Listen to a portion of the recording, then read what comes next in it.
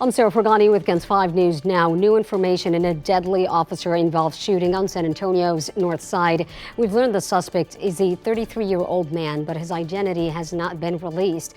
SAPD says it all started around 3:15 Tuesday afternoon when an officer tried stopping a man who was in the middle of the road near Loop 410 and Jones Maltzberger, but the suspect instead took off. The officer followed the suspect on foot, where another officer pulled up and spotted the suspect near a drainage ditch.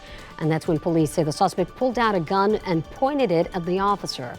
Investigators say the officer saw the gun and shot at the suspect several times, but that suspect took off again. Police say during the chase, the suspect pulled out a gun and shot at the officer.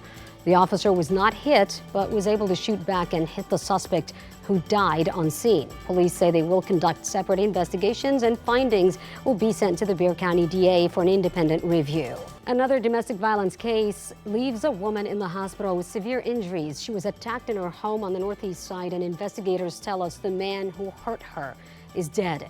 KENS 5's Earl Sotomayor spoke with police. Police say a woman walked inside her home and found her mom hurt, lying unconscious on the kitchen floor. Police got the call near 10 last night to the home on 4800 Castle Kent Drive. This is on the northeast side. When police arrived, they say they discovered a man dead from a gunshot wound.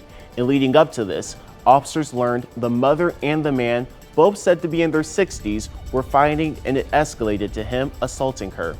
Officers say after that, the man went to a back bedroom in the house and shot himself. The woman was taken to the hospital and at last check is in critical condition.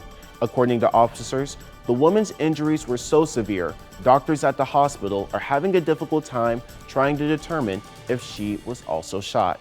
This is still an active investigation. For anyone watching, if you or anyone you know is living with domestic violence, resources are available. You can call 1-800-799-7233 or text the word START to 88788. You can also chat online at thehotline.org. All of these options are open and run 24/7. The brazen killing of United Healthcare's CEO in New York is now believed to have been a targeted attack. A law enforcement official says 50-year-old Brian Thompson was shot outside a Midtown Manhattan hotel. He was there to attend a United Healthcare conference. Investigators say the gunman was waiting for Thompson to arrive. He fired several shots from about 20 feet away. The gunman then ran through an alley and got away on a bike. Rescue efforts continue today to find a woman who may have fallen into a sinkhole while looking for her missing cat. Pennsylvania State Police found the 64-year-old woman's car parked behind a restaurant. The woman's 5-year-old granddaughter was inside the car and unharmed. When police searched an area by the woman's vehicle, they found a sinkhole and now believe she fell down that sinkhole. Police say the sinkhole is not very wide, but it is deep. Crews have not picked up on any sounds coming from the sinkhole, but found a shoe about 30 feet below. With just 6 months left in his term, San Antonio Mayor Ron Nirenberg is reflecting on the latest efforts to revitalize downtown San Antonio. The mayor says he's a strong supporter of Project Marvel, which is the plan to transform downtown into a sports and entertainment hub. The project is expected to cost billions of dollars, but Nirenberg is confident that the incoming mayor and council will continue to push the project towards completion. I don't think just because we have new council members, a new mayor, that those visions, those aspirations that the community has had are going to change.